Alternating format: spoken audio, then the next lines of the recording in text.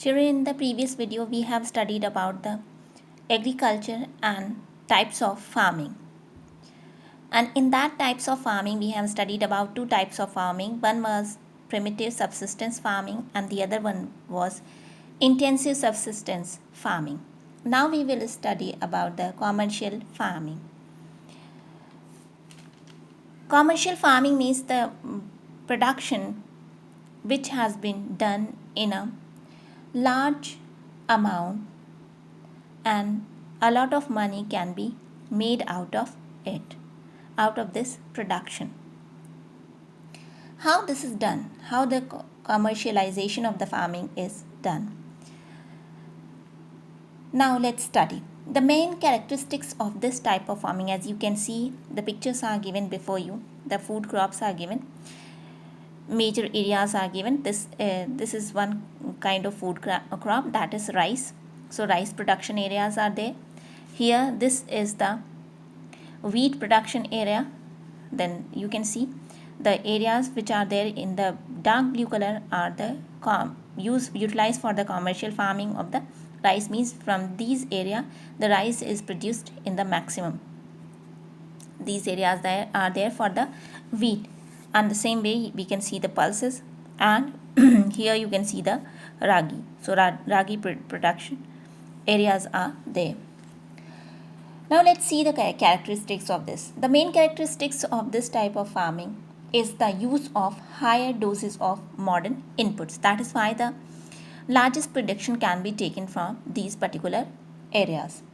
High yielding varieties means the seeds should be of high yielding variety. Means these seeds will be genetically modified. Chemical fertilizers are used to increase the production from the soil. Then insecticides and pesticides are used to save the crop from the insects and other pests to get the higher production. The commercialization of agriculture varies from one region to another region. If we see that the production of rice in Odisha, since the rice is the staple crop of Odisha, but its production is large in Punjab too. So we find since it is staple crop in Odisha and the maximum production is taken, but the production which is done in Punjab is the commercial production, because here people consume a lot of wheat instead of rice. But to gain the maximum money out of it, people produce rice also here in Punjab. So that is why it varies from region to region. Now next one is the plantation crop. Let's see the plantation crops. Some plantation crops are there which are also called the cash crops, because people get a lot of money out of it. So jute and cotton. Next one is sugarcane, is also one of the plantation crop because it takes one entire year to grow. Then coconut, and next one is tea and coffee. Next one is the oil seeds, spices and tobacco. These all are the cash crops. Now we'll see what are the characteristics of these cash crops. As in the picture you can see, here the sugar cane is there. Sugar cane maximum production is done in the Uttar Pradesh. And the second one you can see here, it's Maharashtra. Production is done in Maharashtra, then Karnataka, Tamil Nadu, and other areas are also now utilized for its production. In plantation, a single crop is grown on a large area. Okay, 120.55 acres.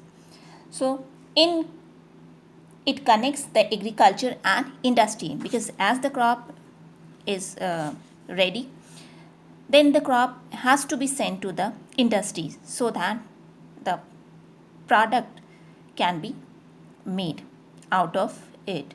So the byproduct of sugar cane will be the sugar, jaggery, molasses and other things can be, and without the help of the industry it's not possible to prepare these byproducts of the sugar cane. It covers large tracts of land. As you can see here, the large tracts of land is used using capital. A lot of capital means a lot of investment is required for the production of this plantation crop.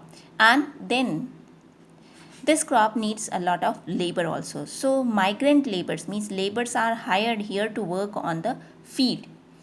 It produces raw material to industries. Since the byproducts are made, whether it is jute, cotton, or any other plantation crop, from there the byproducts are made from the main crop. This crop is the raw material for the industry. Next one is a well-developed network of transportation and communication connects the plantation areas, industries, and market. If I talk about this entire plantation crop, then we find not only the primary sector, it connects secondary and tertiary sector as well. Means it helps in the growth of the primary, secondary, as well as the tertiary sector. The last one is the jhuming. Jhuming is actually, it is generally used in the tribal areas, like where the tracts are very small, like Assam, Meghalaya, Mizoram, and Nagaland. It is also one kind of farming. But it is slash and burn agriculture. This form of agriculture has different names in other parts of the world and India as well, as it is known as the Malpa in Mexico, Ray in Vietnam, Bebar and Dahiya in Madhya Pradesh. So this is called the jhuming crop, though jhuming is not given here. Here only we have talked about the plantation.